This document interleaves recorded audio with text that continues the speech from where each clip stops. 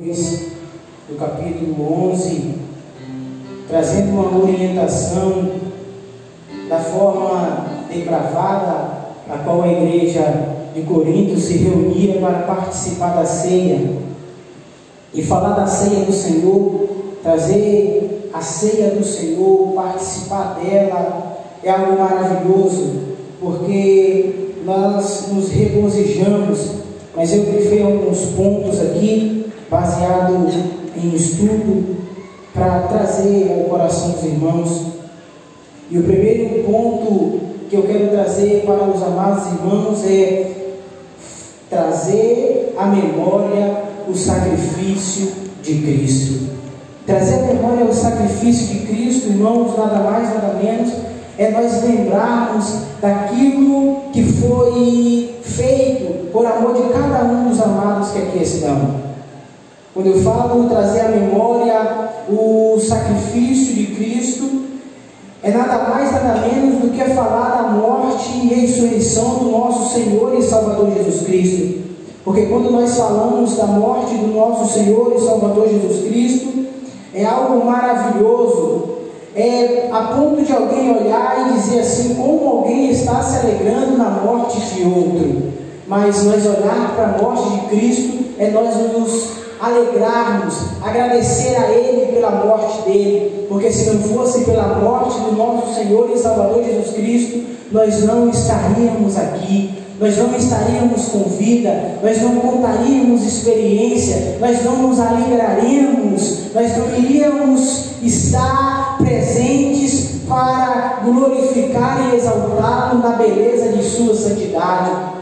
É bem isso, é se alegrar na morte de alguém. Só que esse alguém não é qualquer um, esse alguém não era um homem comum. Até então ele viveu um período na terra que a própria palavra diz que ele se despiu de toda a glória do unigênito de Deus para viver como os homens, participar como os homens, trilhar como os homens. Mas chega um determinado momento que o Filho de Deus, ele se reveste de sua glória, de sua majestade, e ele mostra o seu senhorio. E é por isso que nós estamos aqui nessa noite, é pela glória do Filho de Deus. Olhar para o sacrifício do nosso Senhor Jesus Cristo é lembrar daquele detalhe, daquele cenário aonde estavam aqueles dois ladrões apegados em uma cruz, e no meio ali o Senhor Jesus, e um olha para ele e diz: tu tem autoridade para sair daqui, tu não estava dizendo que era o Filho de Deus, porque é que tu está em um lugar como nós estamos. Olhar para o sacrifício do Filho de Deus é olhar para aquele homem, olhando para Jesus e zombando de si, falando que ele tinha poder, o seu senhorio era capaz para o tirar dali, e porque ele estava ali. Mas também agora eu olho para um outro homem que está ao seu lado, e ele diz: olha, nós fazemos e somos culpados por estar aqui, mas este homem nenhuma culpa tem, este homem nenhum pecado tem, este homem não merece estar aqui. E aquilo mexeu comigo hoje à tarde. Por quê?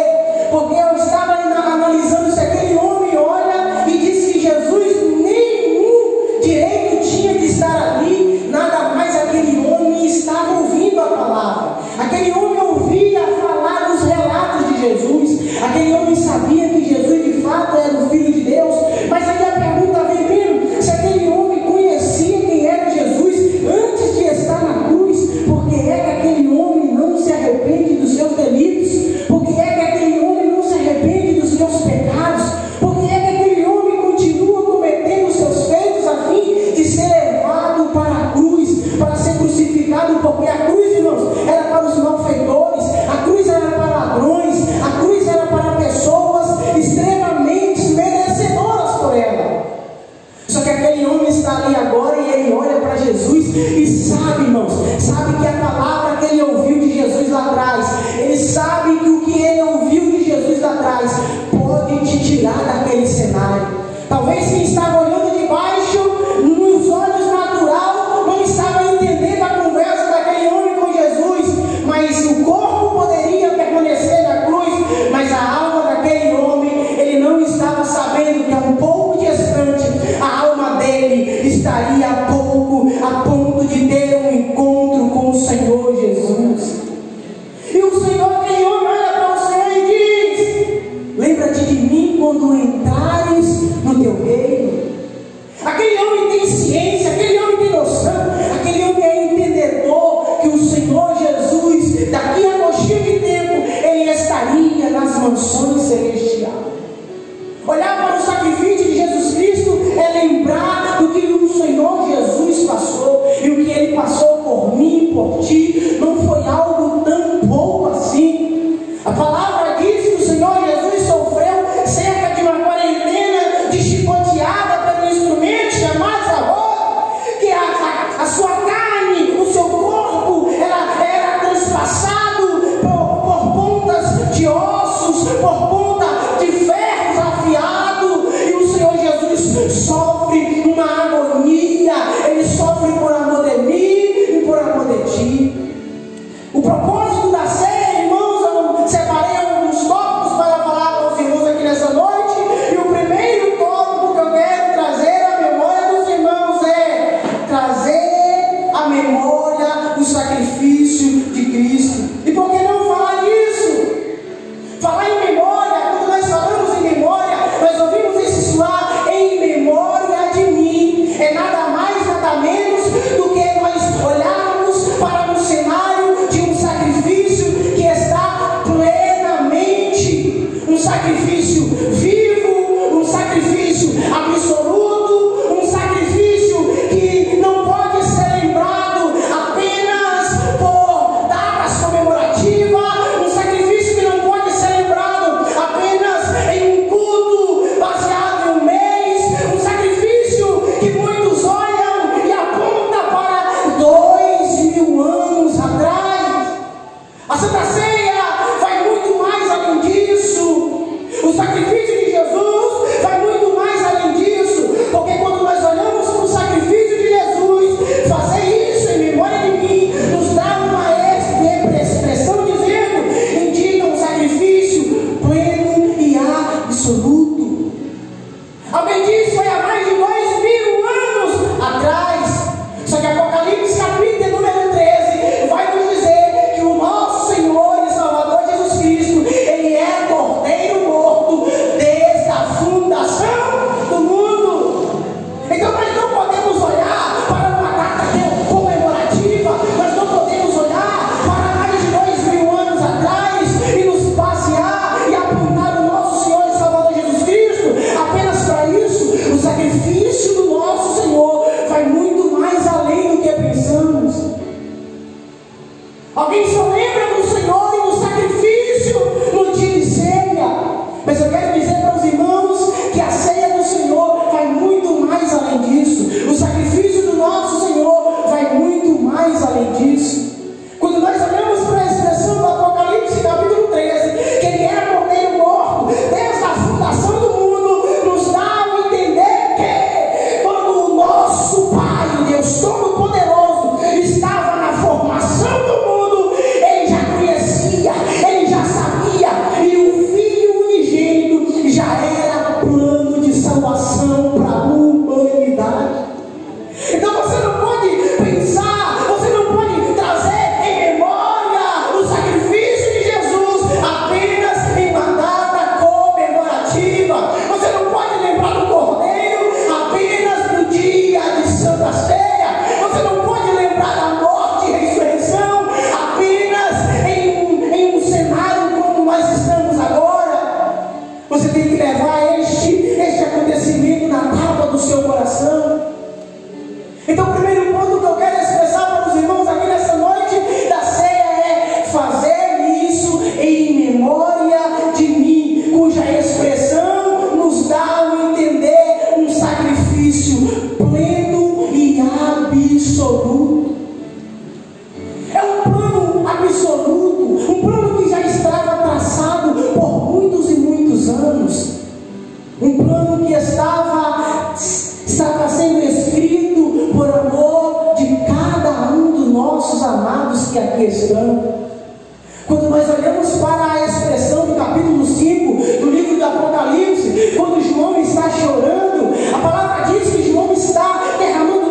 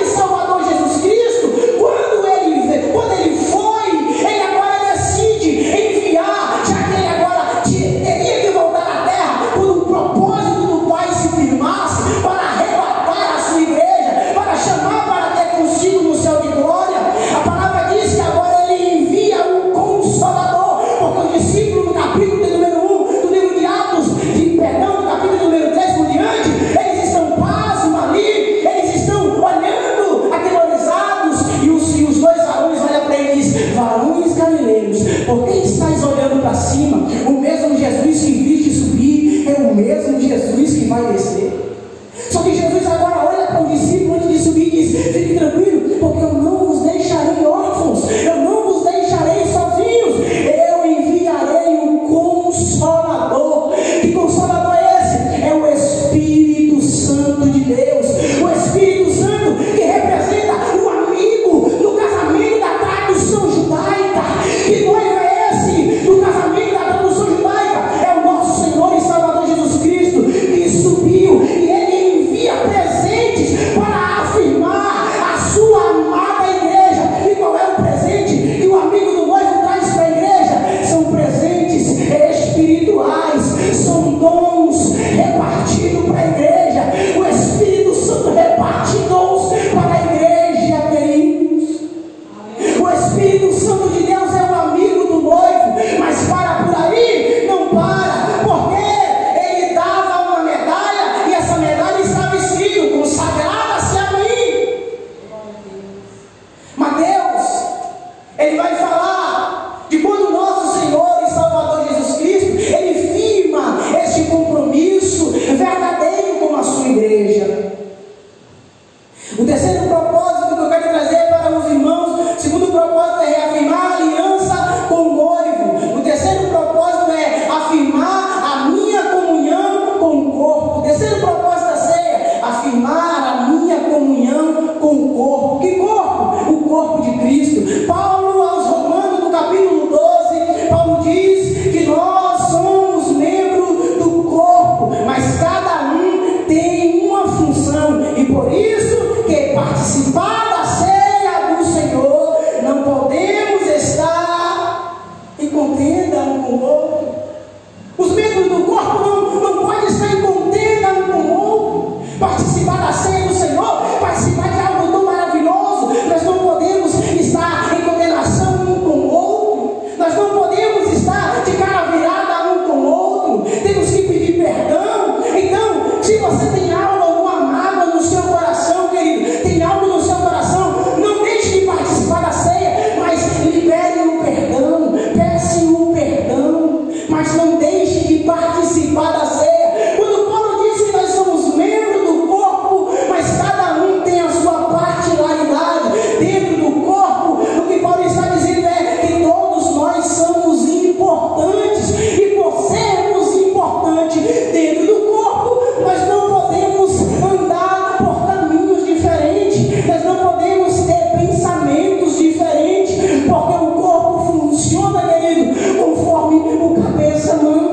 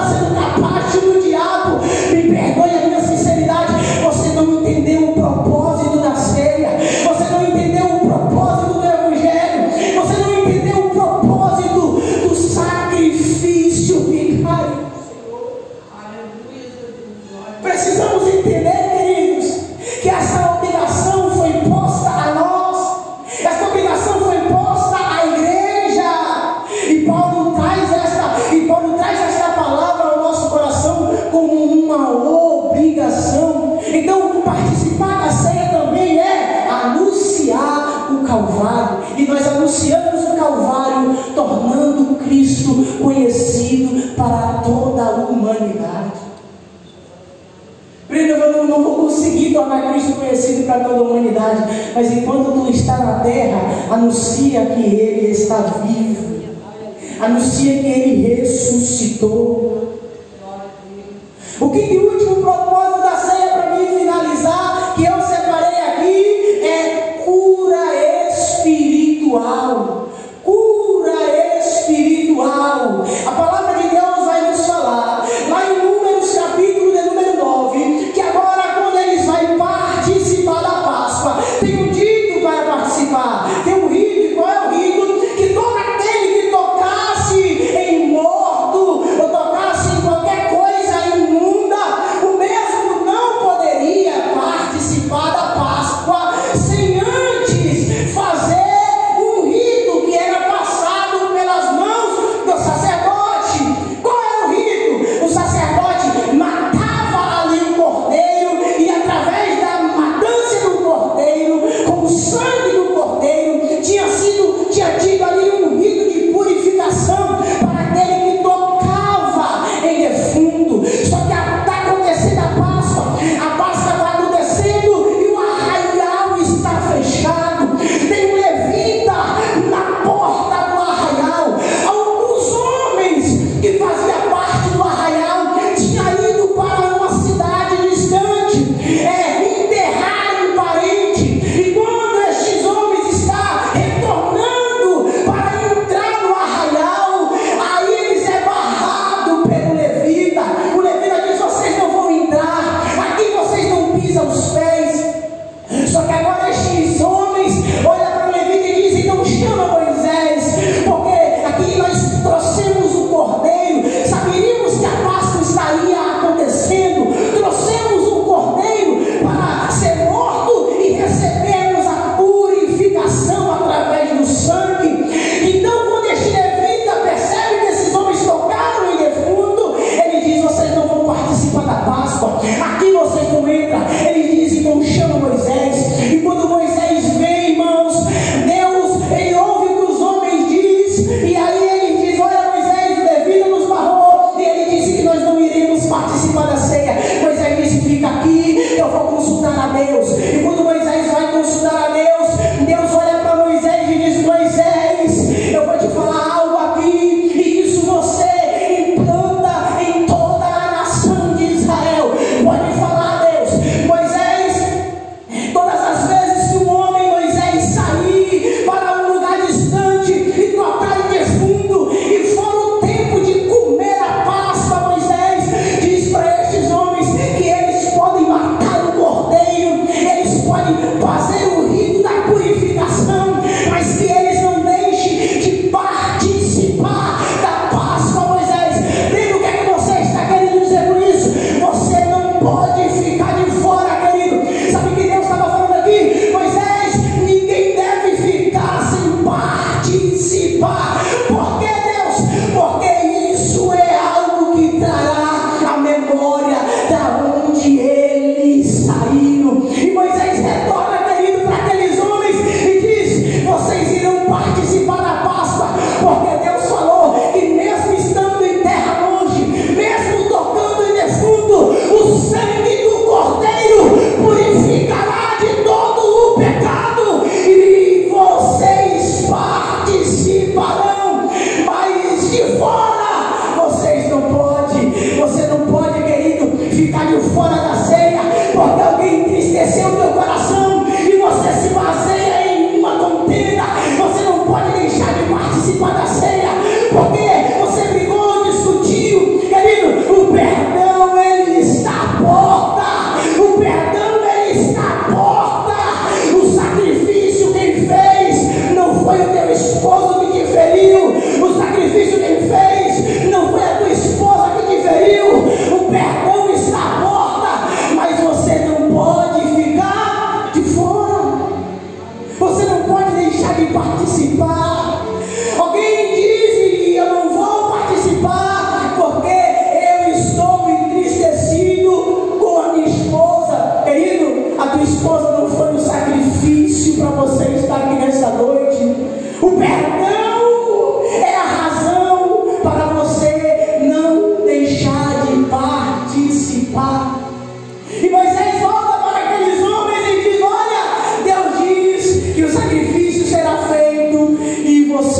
não ficarão de fora.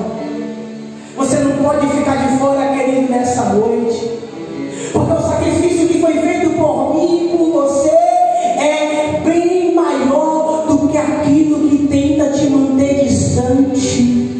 Pedro, ele agora olha para dentro de si e diz: eu não sou digno. Jesus diz: Pedro, eu vou ao teu encontro, eu rompo barreiras, mas você não pode ficar de fora. Você não pode ficar de fora, querido. Quando os dois discípulos estavam andando no caminho de Emaús, e eles se apossam em sua casa e convida Jesus para entrar, e Jesus faz o sinal do pão. Ele diz: por acaso quando nós víamos com ele, o nosso coração não estava ardendo? Aqueles homens estavam andando com Jesus e o seu coração estava tremendo, e eles não estavam percebendo. Qual é o sinal que você está esperando do Senhor e Salvador Jesus Cristo, para você entender que o sacrifício dele vai muito mais além daquilo que você está imaginando? Qual é o sinal que o Senhor Jesus precisa fazer para você entender que ele está andando lado a lado com você? Será que os livramentos não bastam? Será que as portas abertas não bastam? Será que o que ele tem feito por você até o dia de hoje não basta para você reconhecer o sacrifício na cruz do Calvário? Participar da ceia do Senhor, querido, é reconhecer todas as magnitudes de Deus para conosco. E ele disse: nunca mais participarei convosco até que isso se cumpra no reino do meu Pai. Porque no reino do meu Pai terá um novo cálice. Que novo cálice é esse, Deus? Sabe qual é a resposta de Deus através da palavra? O novo cálice não será um cálice mais em memória de um sacrifício, porque se você está com memória de um sacrifício, você vai lembrar do sofrimento, você vai lembrar da agonia. Quando ele diz: nunca mais participarei até que eu sirva a vocês um novo cálice lá em cima, ele está dizendo: é uma nova vida, é uma vida transformada, é uma vida sem dor, é uma vida sem agonia, é uma vida sem tristeza, é uma vida sem dor. Mas ele disse que isso continue ainda, porque é claro, quando nós lemos: nunca mais beberei do fruto da vide até que isso se cumpra no reino do meu. A Santa Ceia, querido, um dia acaba aqui, mas continua lá. Só que lá é um novo cálice. Que cálice é esse, Pedro? Esse cálice está lá em Apocalipse 5.